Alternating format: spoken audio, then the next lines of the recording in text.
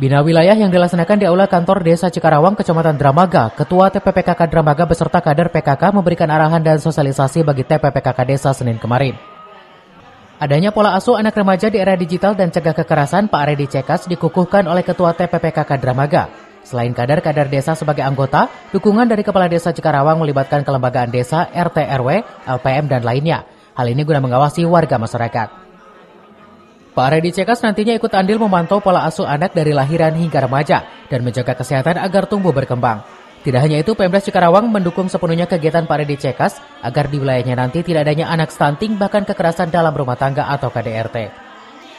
Kedatangan dari PKK tingkat kecamatan yang dipimpin oleh Ibu Camat beserta jajaran, yang mana di Cikarawang ini ada dua program. Yang pertama Binwil, Bina Wilayah, yang mana Cikarawang yang pertama yang diadakan setiap tahun sekali untuk pembinaan terhadap para PKK di masing-masing posyandu, dan kami ini ada 9 posyandu yang ada di Desa Cikarawang.